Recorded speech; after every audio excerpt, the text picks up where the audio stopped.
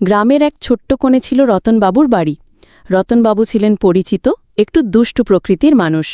তার সঙ্গে থাকতেন ছেলে সোনু এবং স্ত্রী মিনা। তাদের বাড়ির পেছনে ছোট্ট বাগান, আর বাগানের একপাশে হাঁসের খামার। খামারের সব হাঁসের মধ্যে সবচেয়ে বিশিষ্ট ছিল মণি।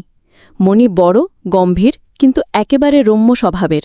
সবসময় সে নিজেকে বাগানের রানী মনে করত। তার ছোট ছোট ছানারা ছিল তার চোখের মণি। গ্রামের মানুষ কেউ কখনো মণির সঙ্গে হাতাহাতি করতে সাহস করতে পারে না। একদিন সকালে সোনু খেলার মাঠে ব্যস্ত ছিল। হঠাৎ সে লক্ষ্য করল মণি তার ছানাদের নিয়ে দুষ্টুমি করছে, ঘাসে লাফাচ্ছে, গর্তে ঢুকছে, এমনভাবে যেন বাগান যেন চরম বিশৃঙ্খলার মধ্যে পড়ে গেছে। সোনু চিৎকার করে বলল, মা দেখছ, মণি রেগে গেছে, ছানাদের নিয়ন্ত্রণ করছে না।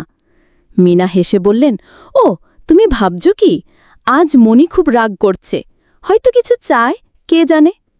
রতনবাবু পাশ দিয়ে হাঁটলেন, হেসে বললেন, এটা মজার সুযোগ ছেলে, দেখব কল্পনা আর সাহস দিয়ে কি করা যায়।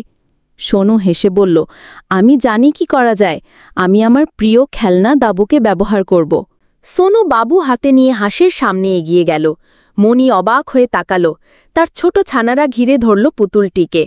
মণি রানী, সোনু বলল, এই বাবু তোমার জন্য, তোমার খুশির জন্য আমি তাকে বিসর্জন দিচ্ছি। মণি প্রথমে শুধু তাকিয়ে থাকল, তারপর হঠাৎ লাফ দিয়ে পুতুল ধরল। আনন্দে সে ডানা নাড়তে লাগল, তার ছানারা ঘিরে ঘিরে পুতুলের চারপাশে নাচতে লাগল। সোনু প্রথমে একটু দুঃখ পেল, আমার প্রিয় বাবু, কিন্তু মণির খুশি দেখে সে হেসে হাসতে বলল, ঠিক আছে মণি, খুশি হও, আমি খুশি হলাম তো।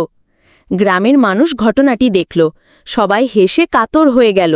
কেউ বলল, সোনু সত্যি হাঁসকে খুশি করতে নিজের প্রিয় জিনিসও বিসর্জন দিতে পারল। আর কেউ বলল, এই ছেলে তো একেবারে কল্পনার মহারথী। রাতের খাবারের সময় রতনবাবু বললেন, দেখলে ছেলে, প্রকৃতি আমাদের বন্ধু, যখন আমরা খুশি করি সে আমাদের আনন্দ দেয়। বন্ধুত্ব মানে সাহস, কল্পনা আর মজার মিলন। সোনু ও মিনা একে অপরের দিকে তাকাল। তারা বুঝল, কখনো কখনো নিজের প্রিয় কিছু দিয়ে অন্যকে খুশি করলে জীবনে হাসি আর আনন্দ দুইই আসে। গল্পটি ভালো লাগলে লাইক, কমেন্ট আর সাবস্ক্রাইব করতে ভুলবেন না।